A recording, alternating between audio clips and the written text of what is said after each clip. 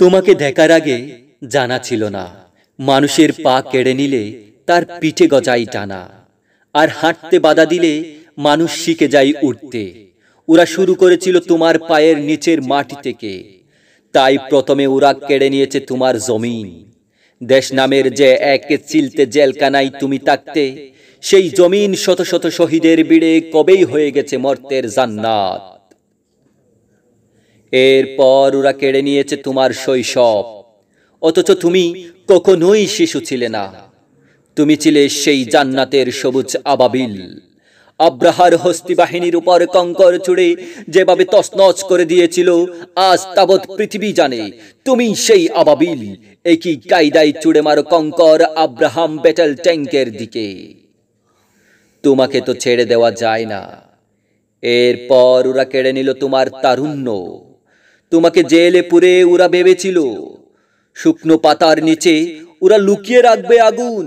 আটলান্টিকের এপার ওপার হয়ে সে আগুন ছড়িয়ে পড়েছে 7টি সাগর মহাসাগরের কূলে উপকূলে। আর তোমার দীপ্ত পদবারে যখন কেঁপে কেঁপে উঠতে শুরু করেছে জেরুজালেমের প্রাচীন দেয়াল, ঠিক তখনই ওরা কেড়ে নিয়েছে তোমার অনিন্দ সুন্দর পা জোড়া। সাধ্য আছে কার কিভাবে থামাবে ওরা তোমার 4 চাকার হুইল চেয়ার। ওরা জানতো হুইল চেয়ারে বসেও বৃদ্ধ ইমাম শেখ ইয়াসিন ছিলেন কতটা অপ্রতিরোধ্য। সেই বৃদ্ধকে হত্যা করতে যারা হেলিকপ্টার গানচিপ থেকে মিসাইল ছুটতে পারে, তারা তোমার এই উদ্যত যৌবনের কাছে কেমন অসহায় কাপুরুষ।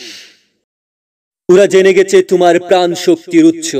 ওরা জেনে গেছে এই ফিলিস্তিনের মাটিতেই ডেভিডের ছোড়া ঢিলের আঘাতে কিভাবে পরাজিত হয়েছে জালিম গলিয়াত।